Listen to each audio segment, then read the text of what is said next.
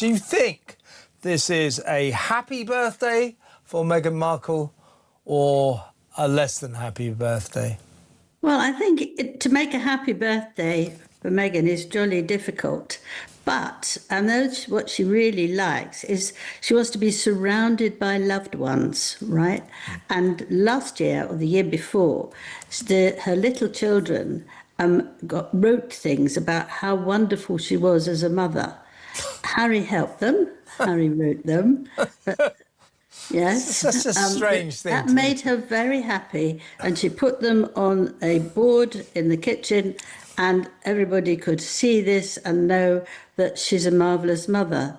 Royal biographer Angela Levin has expressed her disapproval of Meghan Markle, labeling her greedy and selfish, after reports surfaced that the Duchess felt she was treated so badly by the royal family during her recent visit to the UK with Prince Harry in early July.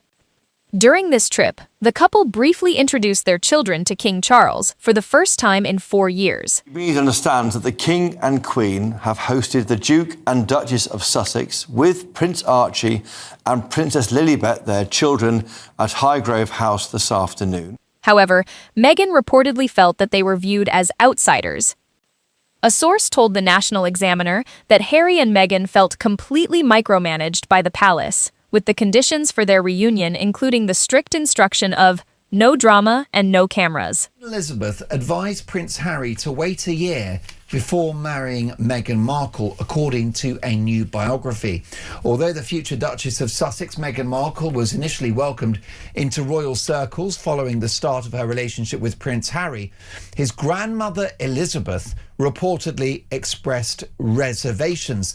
This is according to a new biography of the late Queen by Hugo Vickers. Well, let's get reaction from Charlotte Griffiths. Now, Charlotte, what do you make of this? Well, I remember at the time, everyone that asked Harry to slow down, including his best friend Tom Inskip, Prince William, and now we find out the Queen, who told Harry to slow down, were immediately cut off. I think he even said to Tom Inskip, "You're dead to me," or something like that. He just was not in the mood to hear it. He didn't want anyone to tell him to slow down. And even the Queen, whose opinion is so valued by the entire country, was disregarded. But of course, I think she was advising him exactly the right thing. I mean, if he'd just given it a year or two. And I think he's starting to wake up to it now. I think he's starting to wake up to how quickly he rushed into it. The limitations on photographs and social media posts were described as particularly insulting. On Talk TV's Drive Time show, hosted by Kevin O'Sullivan, Levin remarked, "They were fortunate to see the King and Queen, but she doesn't know how to navigate that situation. Wherever she goes, she knows how to engage and express herself, but she struggles with that family dynamic. I believe this is why it's probably best for the Queen and King that they don't stay with them."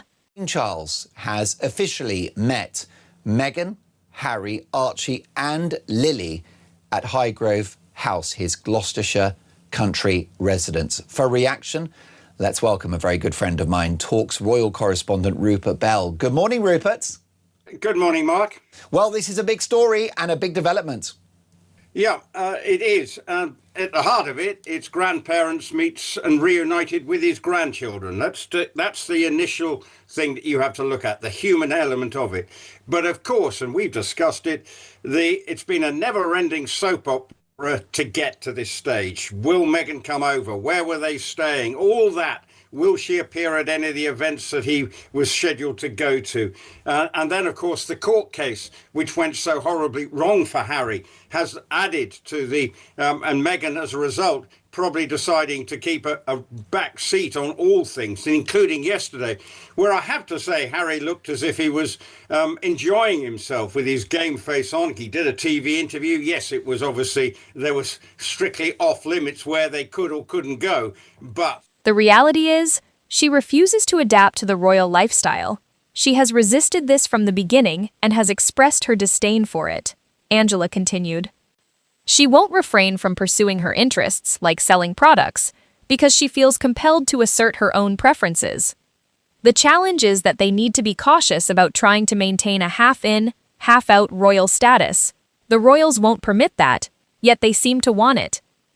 They made a promise to the late Queen Elizabeth, but if they continue to stay at Buckingham Palace, it creates an opportunity for them to engage in their commercial ventures. which infuriates me, she declared. It's a manipulative way to gain access.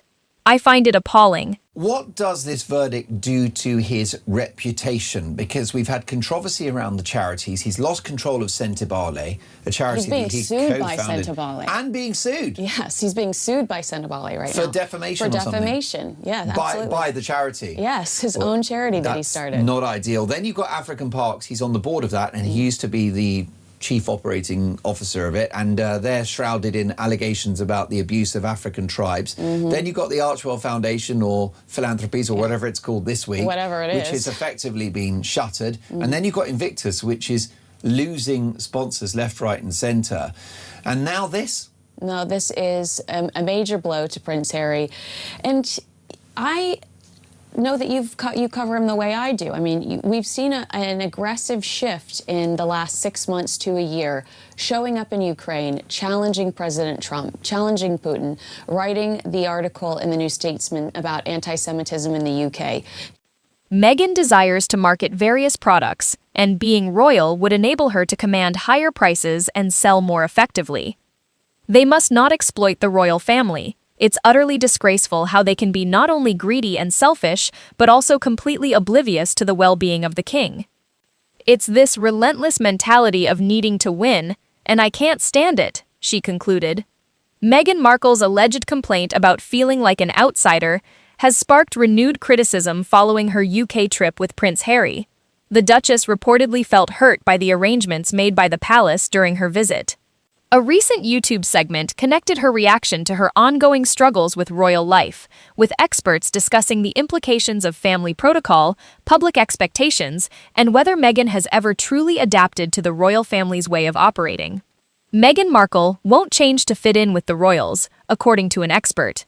In a Talk TV YouTube video released on August 4, 2026, Kevin O'Sullivan talked about Meghan's birthday alongside royal biographer Angela Levin.